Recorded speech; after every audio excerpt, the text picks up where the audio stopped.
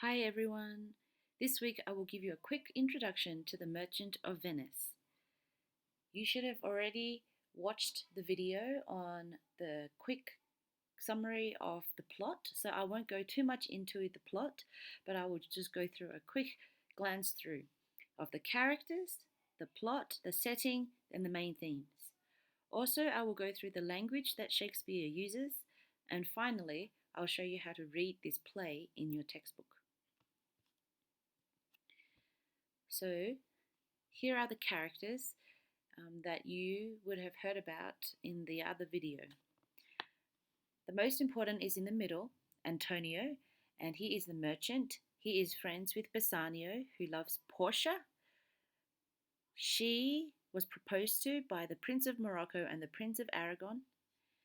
Her lady in waiting is called Nerissa, who loves Gratiano, who's also linked to Antonio because he is Antonio's friend. Now, Antonio borrows money, or actually guarantees Bassanio borrowing money from Shylock. And Shylock is the Jewish moneylender. His daughter's name is Jessica, and Jessica then becomes a Christian and marries Lorenzo, who is also friends with Antonio. So Antonio is basically in the middle of the whole story.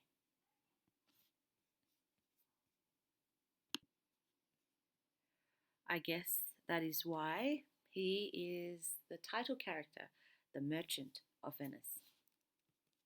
Okay, this play is set in Italy. So the setting of a play is where the story takes place. So the story takes place and is set in Italy. There are two main places in Italy. Number one is Venice, and the other one is Belmont. So if you have a look at this map, Venice is close to the middle, close up to, at the top. I'll give you a bit of time. The whole country of Italy is the darker brown, and it's the shape in the shape of a boot. So Venice is up the top, in the middle. It is a city that is on water. They go around the city on these little boats called gondolas. There are no cars in this city. Can you see? Gondolas take people from one end to another. So there are many different bridges, little bridges, that connect one little area to another area. So here's a picture of what it looks like, many different areas. But we'll go back to talking about Venice. Venice is the place where business takes place. It's a trade hotspot. The Jews, remember, have to stay in a special spot in Venice called the ghetto, which we learned about last week. And so the ghetto, remember, is a gated place, and Jews can only go in and out at a certain time, and they have to wear yellow symbols to show that they're Jews.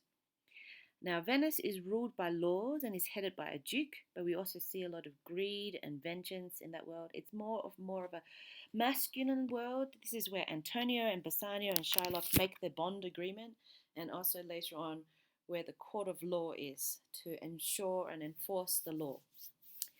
Then you have a setting in Belmont. So Belmont is probably close to Venice, and it's more in the rural area, in the country. It is more about social life. There are less Jews there. Portia lives there, and the whole mood of it is more feminine. It's more romantic, more fairy tale like. It's where romance happens and love blossoms, and it seems more like an idyllic and a fairy tale life. Okay, so let's have a look at the plot. So since you should have already listened to the video, I won't go too much into that. In the introduction is that Bassanio has to borrow money so that he can go and marry Portia, but Antonio doesn't have money, so Antonio becomes the guarantor for Bassanio, which means that if Bassanio can't return the money at a certain time, Antonio agrees to do something for him. And Shylock asks Antonio to offer his pound of flesh as collateral. So if Bassanio or Antonio can't give the money back at a certain time, then Antonio has to give him a pound of flesh. So this is called rising action in the play, which means it starts to add tension. It starts to make you go, what will happen? Will he pay the money back, or will he have to give this pound of flesh? And then in the middle of this, there is also another plot where suitors have to come to try to solve the riddle, to try to open the right casket to marry Portia. Well, Bassanio solves the riddle, marries Portia. Antonio's ships, they say, have been wrecked, and so haven't been and he can't pay Shylock back at the right time, so he demands a pound of flesh. Portia is disguised as a man and goes to Venice to help. And then the climax of the story is that Portia saves Antonio and Shylock loses his fortune. And then finally, Portia tricks Bassanio into giving her his wedding ring, and then finally that also resolves. Portia gives Bassanio's ring back, and everything is all good for most of the people except for Shylock. So we say that there are two main plots.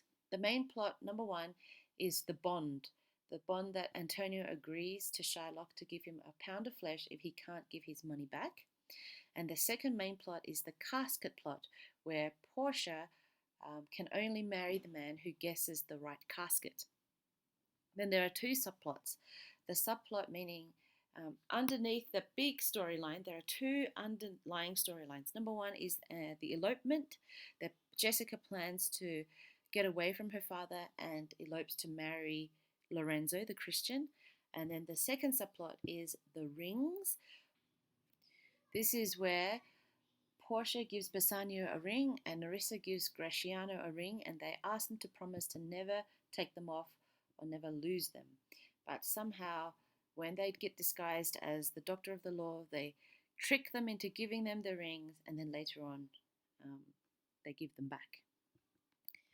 So here are some main themes in this play: friendship, love, prejudice. Prejudice means that you have an opinion of somebody that is not based on the person themselves, not on the individual, but you have an opinion of someone based on their group. So it could be you are prejudiced against somebody because of the color of their skin or the race that they're from. Like in this play, there is prejudice against the Jews, or you can be prejudiced against who they are because of the job that they have. So here they also have a prejudice against people who lend out money at high interest. Okay, so prejudice is based on somebody's group rather than who they are as an individual. Also, another theme is revenge, and also the difference between appearance and reality. So the fact that appearance can be deceiving, it can not be true. Okay, so let's go on to Shakespearean language. Someone who has been studying Shakespeare's plays a lot states that only 5 to 10% of his plays are actually in old language. The rest of the words that Shakespeare used are still in use today. So don't worry about the language, I will help you understand them. So let's first look at some Old English words. Okay, so you can see on the left side, there are the words that were used during Shakespeare's day, and the right is the definition of them and what we use now. So thou and thee, they mean you, but they're used differently. So thou is a subject and thee is the object. So for example, if you say, you make me happy, you could say, thou makest me happy. But you wouldn't say, thee makes me happy, because thou is the subject. But then you can say, I like you, you would say, I like thee. Okay, so thee goes on the end. Now, same with thy and thine, it means your or yours. Art means are. Hast or hath means have or has. Wilt means will. Canst means can. Dost or doth means do or does. Ere, this is the most different one, I guess. Ere means before. So an example would be if Shakespeare said, ere you go out, that means before you go out. Okay. I or a means yes, nay means no. So sometimes he would say a or nay, that means yes or no. Hither means here, thither means there, whither means where, yonder means over there. Okay, so some of these words are going to be repeated, so it would be good for you to learn these. But as you can see, a lot of them are very similar to the words we have now, but it has an ST on the end, or instead of a LL, it's a LT. So try to recognize these. Okay, let's talk about apostrophe of omission. Shakespeare often removes a letter and adds in an apostrophe to change two syllables into one. This is often done to fit the word or words into a rhythm pattern. Can you work out what letter has been taken out and what the original word was? Let's have a look at the first one. See the apostrophe there at the beginning? So it means that there's a letter missing at the beginning. Tis. What do you think the original word or words were? It is. Okay, so he's missing the letter I, and instead of saying it is, which have two syllables, he says tis to make one syllable. Okay, what's the second one? Can you work it out? Or. There's a letter missing where the apostrophe is. Over. Again, can you see how over has two syllables? But to try to fit something into a rhythm, he would use or, one syllable. Okay, here never is the word, and V is the letter missing. Can you see that the apostrophe is there where the letter is missing? Okay, let's try the next one. Air. Now this is different to the air that we were talking about that meant before. There's a letter missing there, and it's ever. Okay, let's see. Can you do this one? In. What letter is missing? Even. Next one, the apostrophe t. It. TH apostrophe th. The. And then apostrophe twas is supposed to stand for it was. And here with, there are two letters missing here, with. And this one, can you get this one? T. The apostrophe is at the end this time, so it's missing a letter at the end. Two. Okay, so I hope you also get used to seeing this and trying to figure out when you see an apostrophe, there is a letter missing. Try to figure out what letter it was, and then you'll be able to read it easier. Okay, next let's talk about Shakespeare's turn of phrase. Sometimes he changes the words around in a sentence so that he can fit it into a rhythm better. So, for example, there's a sentence that says, I know not why I am so sad. For us, we would say, I do not know why I am so sad. But he says, I know not why. Okay. And then this next sentence, my merchandise makes me not sad. My merchandise does not make me sad. Okay, so we need to try to change the words around sometimes to try to make sense of what he's saying. And when you change them around, you'll see, oh, actually, it's not so hard to understand. Okay, Shakespeare also uses a lot of poetic devices and figurative language to try to evoke a mood or our emotions. So he uses imagery that appeals to the senses. For example, in your first page of Act 1, you see that somebody says to Antonio, your mind is tossing on the ocean. Okay, so it gives us an imagery of something tossing. And when something is tossing in the ocean, it's going up and down, up and down. So his mind is not at rest. Also, the idea of tossing in the ocean means that his mind is not focused on the present, but is away somewhere, out at sea, somewhere else.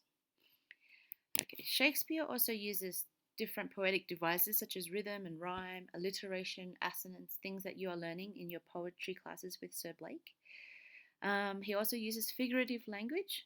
similes, metaphors, personifications, synecdoches, anaphors, heaps and heaps of language to try to create a sense of mood and emotion and try to get the readers and the listeners to really feel something. Okay, Shakespeare often writes in blank verse, which means that there are a certain number of syllables in a line and they are not rhymed. Sometimes he uses iambic pentameter. Iambic is the rhythm that goes da-da, da-da, da-da, da-da, where the emphasis is on the second syllable. You can remember it from its name, I am. Okay, it goes I am, da-da, da-da, da-da, da-da. Now, pentameter means that there are 5 pairs of this rhythm. So if you remember, the shape pentagon has 5 sides, right? Penta means 5. So there are 5 pairs of this rhythm. Da-da, da-da, da-da, da-da, da-da. Okay, so let's look at this example here that I have underneath. In sooth, I know not why I am so sad. It wearies me. You say it wearies you. Okay, so let's just spend a little time now. Count the syllables. There should be 10 syllables or 5 pairs of the iambic pattern, and then try to say this for yourself.